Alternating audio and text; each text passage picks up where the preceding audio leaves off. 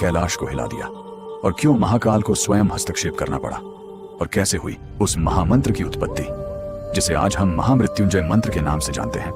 यह कथा है अद्भुत शिव भक्त और शिमृकंडू और उनकी पत्नी मरुदवती की।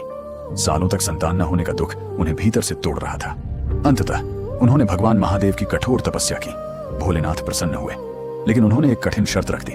उन्होंने पूछा, तुम्हें कैसा बेटा चाहिए? एक जो 100 साल जिए पर मूर्ख हो, या एक ज्ञानी पुत्र जिसका जीवन सिर्फ 16 वर्ष का हो? और शिमृकंडू ने पत्थर दिल के कम उम्र वाला ज्ञानी बेटा चुना। घर में किलकारी गूंजी। एक दिव्य बालक ने जन्म लिया। नाम रखा गया मार्कंडेय। बालक असाधारण था।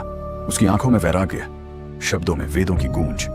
पर जैसे जैसे 16वां वर्ष निकट आया, घर में सन्नाटा गहराने लगा। जब मार्कंडेय को सत्य झात हुआ तो वह डरा नहीं।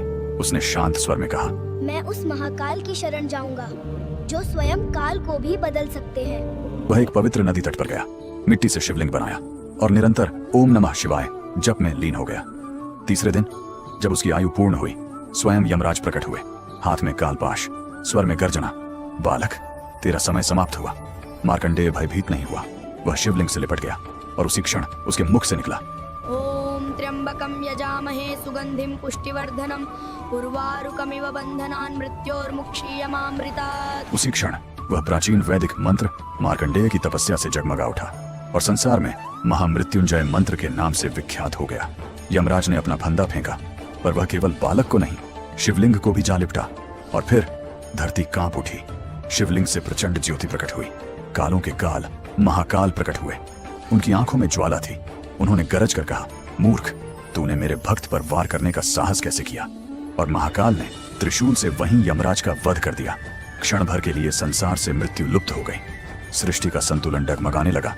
तब शिव ने अपने भक्त को वरदान दिया, मार्कंडेय, तुम चिरंजीवी रहोगे। और संतुलन हेतु यमराज को पुनर्जीवित किया, पर चेतावनी दी, जो सच्चे मन से मेरी शरण में आए उस पर काल भी बिना मेरी अनुमति के अधिकार नहीं करेगा।